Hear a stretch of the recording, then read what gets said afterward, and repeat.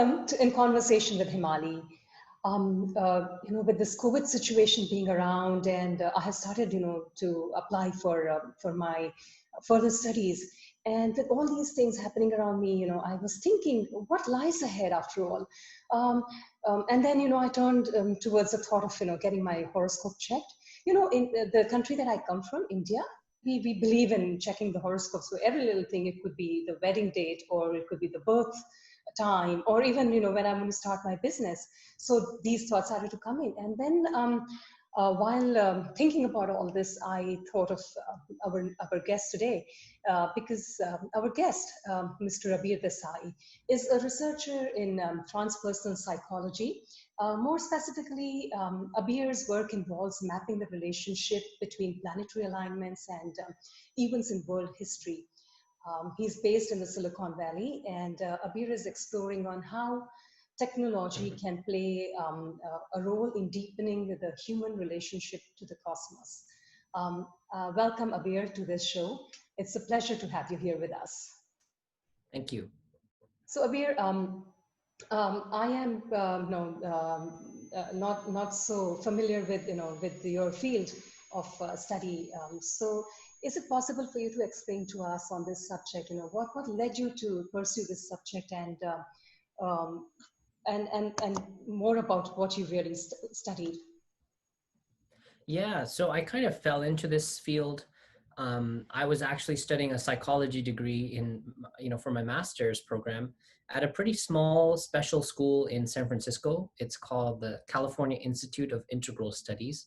And it was started by some of the founders of Sri Aurobindo, who is, a big guru from India, and he had this integral philosophy. And so this school is basically trying to help, share his ideas and basically be a container for how spirituality can fit into our modern world. So I was just studying psychology there, and I came across a few astrology classes. I had no interest in astrology, also known as, transpersonal psychology is a larger field, and astrology would fit into that umbrella. So I had no interest in this subject. I'm an Indian, so my whole life I'd heard of astrology, but it was something that was just from the past, not relevant for me. But as I began to learn more from a particular professor, Richard Tarnas, who teaches at the school, I began to realize that there was this striking correlation between the alignment of planets and how human events were unfolding. So that just sort of sparked my interest, and I took it from there. Richard Tarnas, you just mentioned, the author of the book, what was it, Cosmos and the Psyche or something? Am I right? Yes. Yeah. Cosmos and Psyche. Yes. All right. Okay. And Abeer, another thing that comes to my mind, to ask you is that you map relationships between the alignment of events, alignment of the planets and the events that happen in the world history. Can you expand a little bit more on this? My audience could be, may not understand the nuances. So if you could, kind of explain it more. Yeah. Yeah. So I think it's important at the outset to say there's a lot we still don't know about the universe and how it works. But it is surprising to notice that every time certain types of events are happening on Earth, that very frequently there's a correlation to very particular planetary combinations. Mm-hmm. So one example that's very relevant for today's time is called the Saturn and Pluto alignment. Mm-hmm. So Saturn is the planet of difficulty, hardship, but it's also the planet of discipline and perseverance. So every planet has something that's kind of difficult about it, but also positive. So no planet is bad on its own, right? Right. So that's Saturn. It's very serious. And Pluto is the planet related to Shiva, or the underworld. It's a destructive force. It destroys things. But that destruction is also creative. It's also that raw generative power of the universe. And so Saturn and Pluto come together, and you have this very strict, unyielding, severe quality along with this destructive power. And so it's interesting for your audience to note that we had the SARS epidemic in the early 2000s. Yes. And then we had the H1N1 epidemic around 2008.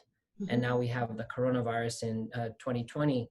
And all Yes. three of these time periods are related to Saturn-Pluto alignments. All right. Um, yeah, Yeah, so that's one Abir, example. Abir, this is very interesting as I have read and I believe that when Saturn and Pluto meet, they create a period of intensive tension. And like you just mentioned about the SARS and the COVID and all, this is really an interesting study that, we're discussing right now over here. Yeah. Abir, I started this show to explore how people see how people visualize success or what they think success is. For you, what does success mean? Yeah, and I think that's such a great question or line of inquiry. It's very inspirational, and I think it's each person should have their own definition of success. Mhm. We get definitions from our families and from our culture, and that plays a role. But there's also the individual. So I think for me, there's probably some kind of mix of, honestly, some kind of material stability. I think would be important. Role of being successful in the world where you're able to provide for yourself and your family. And also I think accumulation of power is also part of that. Sure. But on the other hand, that's not all there is to life, although I think it's important to acknowledge that there's also things like being true to yourself and taking a chance on what you think is important, and trying to share it with the world. I think uh, being supportive to the people who are close to you, as well as your wider community, is part of it. So for me, success is this mix of these harder aspects, such as material stability, and the ability to to influence the world in a positive way. But then on the other hand, there's also the softer elements of feeling at peace with the path one's chosen and having a loving, caring environment around them. Right, and Abhi, I have heard about how you interact with your younger generation in the family and how you kind of guide them, and that perhaps I would believe is also kind of success where the younger generation kind of believes in what you say and take away a lot from what you guide them with. That's wonderful. So, Abir, you have studied philosophy. So, how does the experience inform your exploration of technology and its humanity's relationship to the cosmos? Yeah, so it's interesting to note that there are a few prominent people in the technology world who started with philosophy as their study. So, for anybody who's inclined into startups or technology in your audience, they might know of Peter Thiel, who helped to start PayPal, or All Reid right. Hoffman, I believe, who helped to start LinkedIn. These are people who have studied philosophy and then went on to work in the technology space. So I think philosophy brings a very creative and analytical approach to a person, because you're basically dealing with quite a few very complicated and nuanced ideas. So it can bring a fresh perspective, I think, to the world of technology. Sure. So I think it lets me approach technology and business from a bit of a fresh perspective. And I think with regards to, I think the second part of your question, Yes. humanity's relationship to the cosmos, was that the second part of your question? Yes, it was. That's right. The exploration So, of I mean, I technology think, and humanity's relationship to the cosmos. Yes. yeah. So I would say blending those two together, philosophy, particularly this kind of integral philosophy, which comes from Sri Aurobindo and several others, Richard Tarnas and other sort of people in the field. There's the philosophy, and then how can technology become a way to help spread this philosophy? So that's basically the intersection at which I work. So I turn to both people in the philosophy world as well as people in the technology world, and try to find where they can meet and create something new together. All right. Abir, I had read somewhere, some time back about how business approaches, are tuned to solve social problems. Would you have something to say about that? Yeah, so that's the field of social enterprise. Um, I think it's at different periods of time, this whole movement gets a lot of attention. Muhammad Yunus won the Nobel Prize, I think, in 2007 or 8, I think, for Mm-hmm. microfinance. So, for Okay. example, microfinance means you're giving small loans to people who traditionally would not be able to receive loans because they have no credit. history. True. So Okay. this is a way where you can provide them a small loan. They can start a small business, whether it's, a small grocery shop in their community, or they can buy some goats to, create milk. So this is a way where this business tool set of maybe finance or strategy, project management, those kind of business mindset can be applied towards social problems. So social enterprise is that So, intersection. so Abir, could it be that, because I am a little skeptical about this. I had read about, I keep reading things about labor exploitation and child labor and all. Is it, has this change come in because of the NGOs or because of philanthropy that, attention is being given to the social cause? Yeah, I think it's hard to know exactly why certain ideas suddenly become such a big thing for everybody, but Mhm. perhaps, in the wake of great financial crises like the Great Recession of 2008, suddenly people felt that, wow, we have so much money in the world, and yet who is really benefiting from that? And so I think that is the sort of trigger which helps to create these kind of questions and people trying new organizations. One great social enterprise I heard of recently is called Fool, It's and called it's based like pool, like flower, like a pool, flower. All right. Yes. based in Benares, I believe. And Okay. what they do is they collect the flowers that the temples in Benares have been throwing into the Ganga, Yes. and then collecting them and then turning them into incense.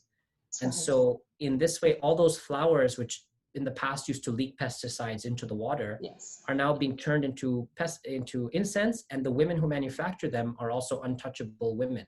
So in the Wow. past, they would not have been able to get this kind of job. So social enterprise tries to creatively solve a few different problems at once in the context of a for-profit or non-profit business. Right. So I had heard, who was this? Michael Porter on TED Talk, who also speaks about why business can be good at solving social problems. And now, when you share with me about the Fool organization, it kind of reinforces the whole concept. Great, Abeer. Abeer, um, I would like you to share an anecdote, that made you kind of, take you off your feet while you were doing your course or while you were working. Could you share something on that, please? Yeah, I think just getting into astrology was a very unexpected thing for me. Oh, There was a period of time where it was very theoretical. I had some professor just telling me about all these different things. And then it was really unexpected to begin to see the world transform with the planetary alignments. And I think that was just a very crazy thing. So the big period that we're coming out of is the Uranus Pluto period of the 2010s. So it was a very energetic, socially stimulating time, a lot of technology, a lot of, the masses being empowered. And so I knew that that's what was happening. And then suddenly around 2016, 2017, I started to see the Saturn Pluto show up in politics and fashion. So I would say that was just the craziest thing, that you're reading about this thing and then you start to see the world change in right. some crazy way with correlation to the planet. So that was pretty crazy. Absolutely. See, this is interesting, and sometimes you kind of want to say that no, all this doesn't really happen, with planetary moments and all. But then there are experiences which you go through, and then you start believing that perhaps the planetary alignments do make a change. Yeah, Abir, it is very very interesting talking to you and learning about this field, which very less people travel on. Technology is not just changing the way people interact with the world, but it's changing the way scientists study human behavior. Thank you so much for your insightful sharing. And my audience, I hope you've enjoyed the sharing, and I shall see you next week again.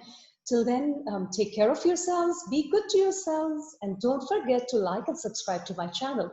Have a great day, everyone. Thank you, Abeer. Thanks, Molly. Bye.